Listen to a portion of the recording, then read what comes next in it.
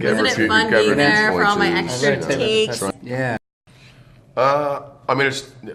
Thank you very much. Wow. I am so grateful to be up here to receive this award, so I cannot thank my family and my team and instead talk about something that's really important to me. I'd like to bring to light an aspect of our industry that has risen to the surface in the last week. It's an issue that's been bubbling since really the whole time, but this issue has a solution that each one of us in this room can participate in. So earlier this week, USC Annenberg's Inclusive Initiative released findings that 67% of the top critics reviewing the 100 highest grossing movies in 2017 were white males. Less than a quarter were white women, and less than 10% were unrepresented men. Only 2.5% of those top critics were women of color. So you're probably thinking right now, wow, that super doesn't represent the country that I live in, and that's because that's true. This is a huge disconnect from the US population breakdown of 30% white men, 30% white women, 20% men of color, and 20% women of color. So why does that matter? Why am I up here giving you statistics when I could be spending this time talking about my publicist, Lindsay, who I love, and thank you so much for bringing Jesse up here and making me super emotional while I rattle off percentages of people. On top of all of this, am I saying that I hate white dudes? No, I'm not. But what I am saying is that if you make a movie that is a love letter to women of color, there is an insanely low chance a woman of color will have the chance to see your movie and review your movie.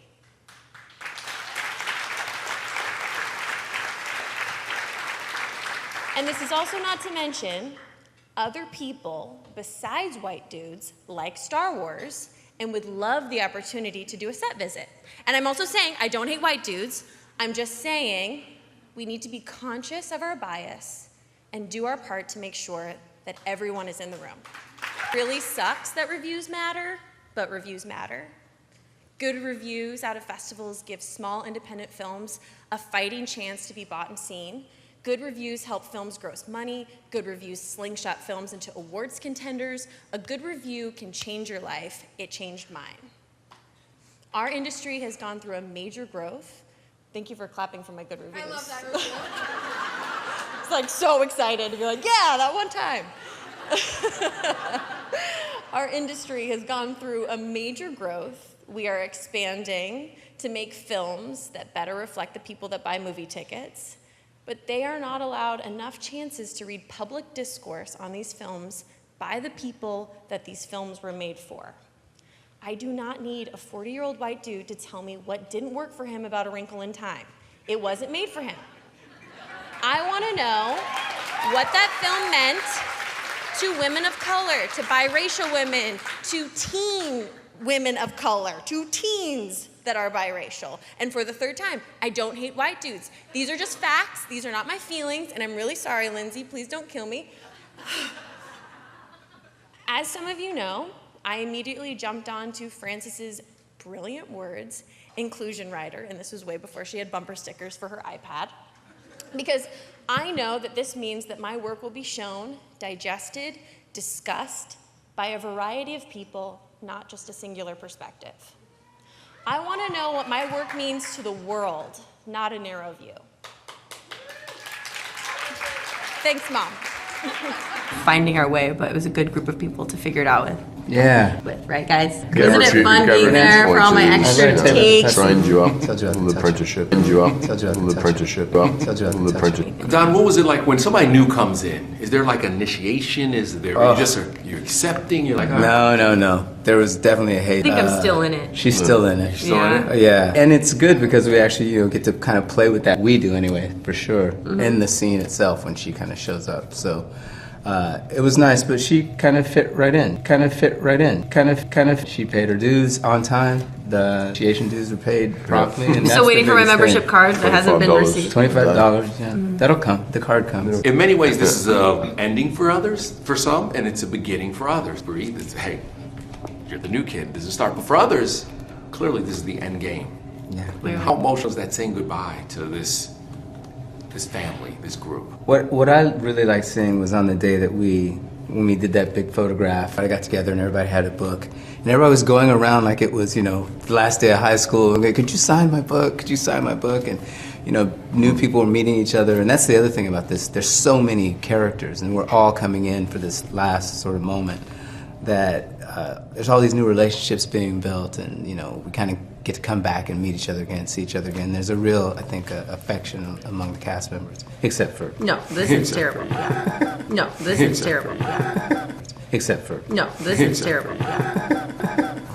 Is it like getting into the Hall of Fame in sports, like becoming an Avenger? Is it like you won? You're like, this is the thing. Once you get in there, is this like you've reached the pinnacle, the club? We were talking about it before. We were saying just when we thought there was nothing else that could come out of it, and there's new characters and there's new ways to tell the stories and new ways that these characters can interact and develop. So it can go on. And like I said, there's been a sort of a passing of the torch, and Brie just has to not screw it up. Is there any competition between the different sects, the different groups? There's no competition for me because I'm the strongest, so it's just kind of like a different... Well, you should let her think that, but yeah. It's not. As I've said before, it's not. It's just a fact. It's not a personal opinion. No, and it's not a reflection on what you can't do, but it is also kind of a reflection on all that you can't do. It's just that you're just not that strong. But she's really smart, and but should we have a fight? And she can eat bacon. I feel like we're fighting right now. I think it's been an all day. Brie, Jeremy, it's such a pleasure to be in the same room as you guys. You guys are world celebrities. Tell me, I want to ask you, does this position come with a lot of responsibility? Do you look at it that way? Look at it with responsibility. I mean, I am committed to self-improvement, and I work at being the best person that I can be and using this platform for as much good as I can. But it doesn't mean that I don't make mistakes, but I'm very comfortable with that and allowing myself to learn from those mistakes. Sure. Celebrity is not something that I use as any sort of platform to be more responsible or accountable, I suppose. If you could use any superhero power from the Avengers and use it in the real world, whose power would it be and where would you use it? Gosh. Oh, no. I like flight. I like anybody could fly. Flying. I know Captain Marvel could fly. I feel like I'd probably fly just because I like to travel and it seems like it'd be a lot easier. Yeah. What is the best part of being on a set the day all the actors are there? What was that? Gosh. They're together on a set. What is that? We may or may not know what that's like. We have no idea.